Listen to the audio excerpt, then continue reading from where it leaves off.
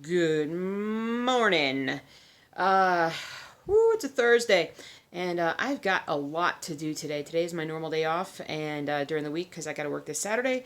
So there is a lot to do today. So I'm just gonna kind of take you around with me a little bit as things get done. We're gonna do a lot with floss. We got a lot of organizational stuff to do today, but we got a lot to do. So I hope you guys enjoy. It's about 8:10 and I got a lot of things going already. I got dressed, and I don't know if you guys. Did you know that the Blues won the Stanley Cup? Yeah, I know. I still can't believe it myself. Anyway, I started dishes. I've got a load of laundry going. Got all the laundry downstairs. Took out some trash. And I've got about 45 minutes before I'm going to go and get a haircut. I really need a haircut. The ponytail's getting long and shaggy, so I hate getting haircuts, but we'll get into that later. But the carpet cleaner needed some work, so I've had to take it apart, kind of clean it up a little bit, and then I'm going to get it back together and get going. But I got to go and get a haircut, because if I don't go right when they open, then I don't know. I hate getting haircuts. I hate getting haircuts. We'll talk about it afterwards. Okay, so I just got back from a haircut. It's about 9:30, and I'm still hyper. Had a really nice haircut. Usually I hate haircuts because I hate when people I hate when people mess with my hair. It's definitely shorter, and it's going to feel amazing. But I told her not to worry about drying it because I'm just coming right back home, so it saves me some time.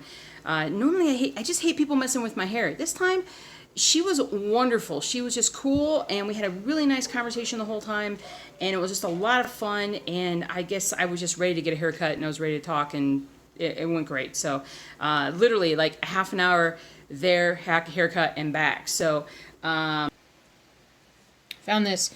This is it's kind of a therapy ball. It's for my foot. I was having problems with my feet for a while there, and then the problems just went away. I think part of it was just literally taking those walks and getting my foot stronger. But this was a foot massager, but what I've been doing now is I've been using it as a hand massager and sort of a basier hand massager. So for someone like myself that's had carpal tunnel surgery and has some scar tissue built up in here, I actually really like this because one of the things that you have to guard against when you've had carpal tunnel surgery is allowing that scar tissue from just the surgical process to kind of build back up again. If you do not like work the area once it's fully healed and kind of just keep it loose and just, bendy. If you keep it bendy, then, it theoretically could come back. So I don't want it to come back. So I actually just do this. I just do that. But I also do it for my hands too. Oh, it feels so good. And the great thing about this is that this is the one ball that Zuzu will not try to destroy. So, because they're just got these little hard projections, so it doesn't feel good in her mouth. So, but I just do this periodically. I want to bring up a couple things that I've been going through the comments and seeing.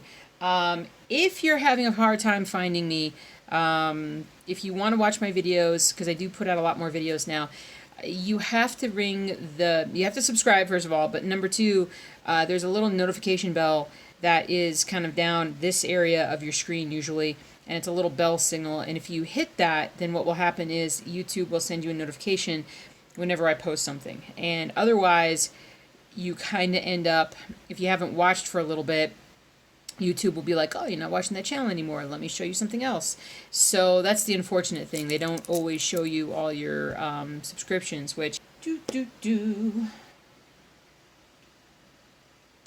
So another question I had is when I was doing that one video where I was stitching here at the table and I was kind of turning to the side to look at my pattern, Marcia asked me if I'm twisting and flexing a lot to read my pattern, or did I have to do it just because of my setup? I had to do it just because of this setup. Normally when I'm doing my cross stitch, I make sure that everything is sort of like right there, but I didn't want to show the pattern it's one of those things that it's a copyright thing that some people are sensitive to and some aren't. I'd just rather not show it and cause any issues. So I just had moved the pattern out of the picture And because I'd moved it kind of far away, I was having to twist and turn and whatnot. Normally, I do not do that because you guys know that I have my problems with my neck. You can see my neck. For those of you who don't know, I've got my neck scar there. And you can't see this one because this surgeon did a ridiculously amazing job of hiding it. It's still there, though. But this was my first surgery. That was a little bit more intense. And then this was the second one. And they both did a wonderful job replacing, basically putting hardware in my neck.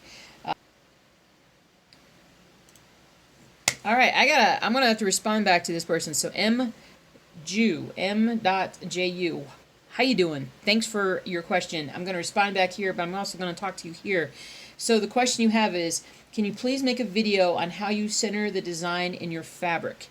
I don't do that. Because I'm doing full coverage cross stitch, I don't think it's necessary, and I think it makes everything hard, because if you're centering your project in the middle of your fabric and you're starting there, or you're marking your center and then you're counting out from there, I don't think you need to do that. I think if you have if your fabric is properly measured and you give yourself 2 to 3 inches around the border of your fabric. All right, I got baseball to show you guys. So look at my fabric size. It's gigantic. And if I look for my center, if I fold it and do whatever I'm supposed to do to kind of find my center is like here. So am I going to start stitching on a full coverage project from there? I don't. I will mess it up. I guarantee you if I do that. So, to reduce the amount of stuff that I mess up, I start on the upper left corner. This is how I read a book, so that's how I start. And I didn't do as good of a job on this one, but what you basically do is when you have properly cut fabric and you know that you've got 2 or 3 inches to spare, then I literally just roughly measure 2 to 3 inches on the corner. I just go down about 2 to 3 inches, and I go across 2 to 3 inches. Use a stitching shop for my all my fabric, so I trust in them. They've never steered me wrong with cutting my fabric, and because they do that, I start on a corner rather than starting in the center. Do what feels right to you. I think though that when you're doing full coverage cross stitch, it's just so much easier to start on a corner than it is to start in the center. So, someone asked me about the magnesium powder. I talked about that, I think, in my Stitch With Me. I've been taking magnesium powder now for the last week when I can remember to take it. It was recommended by my doctor because I've talked to you guys before about how I have the ocular migraines, which are similar to actual migraines, but they just affect your retinal vessels, so the vessels to your eyes. So instead of getting like a really, really bad headache, I literally see like sparkles. It's like a kaleidoscope in my eyes. And then when that's done, then I get a headache.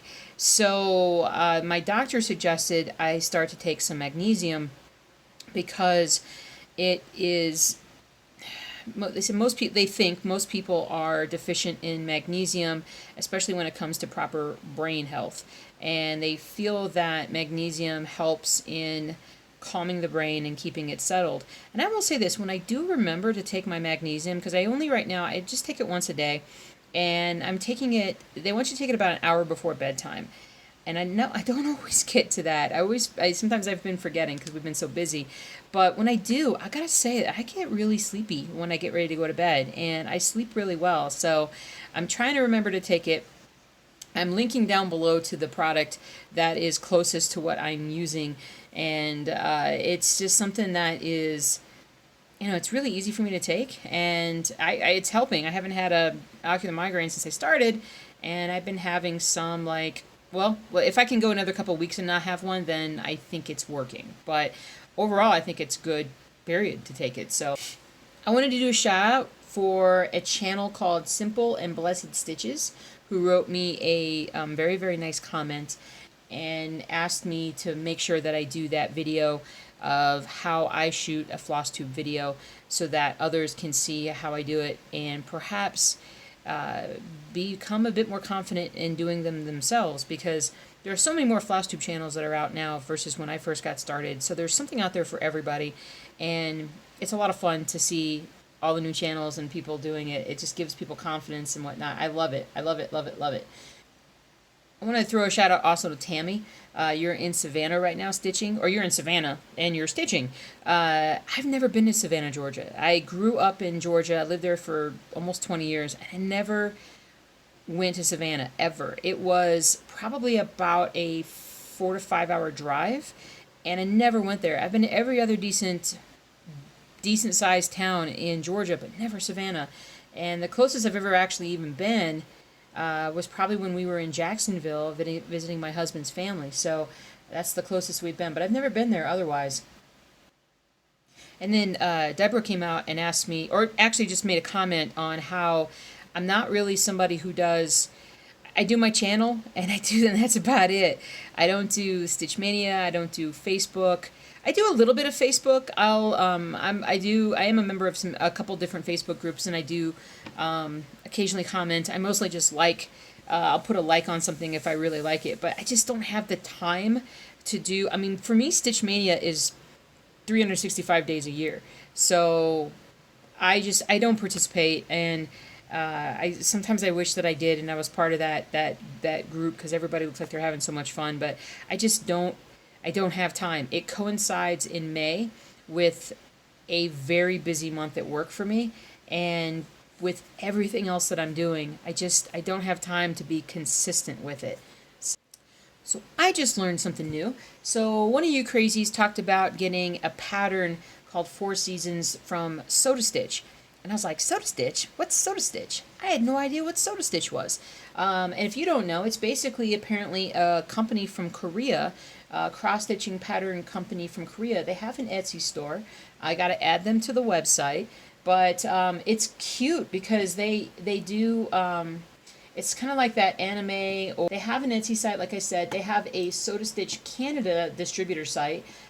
So I'm going to actually throw both of these up on the website here shortly, so you guys can also check them out and see. But these are adorable, and that's cool. So I should be actually doing my floss and cleaning my desk, but all I've been doing is just reading your comments. I've gone back about a week. I've got to stop for now because it's been, holy cow, how is it already 11 o'clock? Wasn't it just 10 o'clock? Oh my goodness. So I've been sitting here for an hour reading comments and just doing stuff. But I like the suggestion that one of you guys had about getting a high-powered magnet and just sweeping the carpet. That would be really good. It could sweep my old stitchy chair too, so that would be awesome. But anyway, I've got to stop this now because I need to actually do something here. I need to actually work on my floss. So I'm going to work on that for a little bit. I don't know why I suddenly got quiet. Maybe because Doogie's sleeping down here. So, but anyway, and I gotta eat. It's 11 o'clock and I haven't eaten anything yet, so I gotta get to that. So, all right, let's get to work. Happy Halloween! Actually, this was the closest container that I could find. This is a pretty large container. I just cleaned the desk off of the bobbinated floss. Everything that was on a bobbin got put in here. Look how much I had on my desk. You can see why I'm so messy. And then I have as many actual skeins of floss that I also need to organize. But I'm going to go ahead and put this up on in the floss containers, and we'll move on. But I'm also going to eat lunch. Lunch.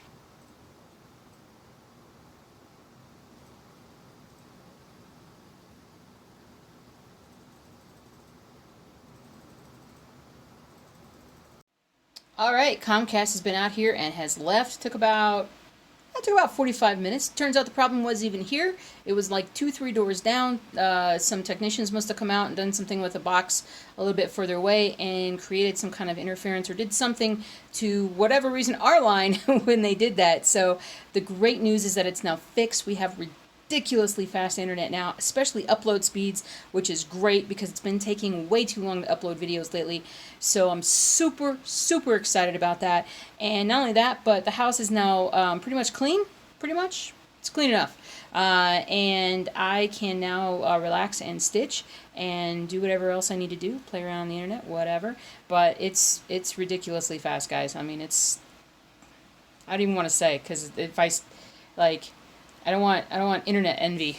I don't have what do you call it, a T1 line, where you have the terabyte, whatever, that's super fast. But anyway, it's super fast. So I'm going to put this vlog together now and upload it for Friday, and then we'll do a stitch with me, and I'm going to figure out what we're going to do. Now is the time for organization. We're going to put all the floss up, and then I'm going to pull out a project like Apothecary Shop that I haven't made any progress on lately, and the reason for that is there's a lot of little stitching, there's a lot of color changes and confetti stitches that I need to do, and because of that, I need to really go through and make sure that I have all my colors, so I'm probably going to have to bobbinate some things, and so it's going to take me some time, but it's 3 o'clock now in the afternoon. You can kind of see what my day's been like today. It's not a normal day. Usually, you know, I get up and I'm doing other things in the morning, but having the technician coming out today, knowing that he was coming out, made me kind of do some things that I otherwise wouldn't do. And I did order a new carpet cleaner, so I'm kind of excited about that.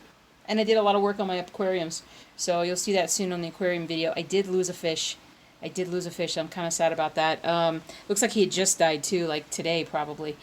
He was wedged underneath a decoration, and it might have been that he might have tried to go underneath of it. Maybe I scared him for some reason, and then he got caught, and I don't know if he just freaked out and died or what, but he was the one that was in the tank with the big pleco. So now that opens up that tank for more fish, which when I mean more fish, what I mean is moving the King Kong parrots back into that aquarium. And I'm trying to decide how exactly to do that. I might move the really big boy over there. I think I'll do that first and leave the pair of the other ones by themselves. And then my husband's going to build a stand, I believe. And maybe we'll build a stand that'll be big enough for maybe like a 50-gallon tank or something. And then I can try and put in some other fish. I probably won't be able to. To be perfectly honest, the King Kong parrots are very territorial. At least that's been my experience. And I don't think that they would do really well. But I might put the pleco in the larger tank just to see him get bigger. Maybe. I think he needs more space. And I know that plecos grow to the size of their tank, so he would grow even bigger. That's fine. That's fine. He's a pretty cool fish. So anyway, thank you so much for watching the vlog. I will see you next time, and have a great day.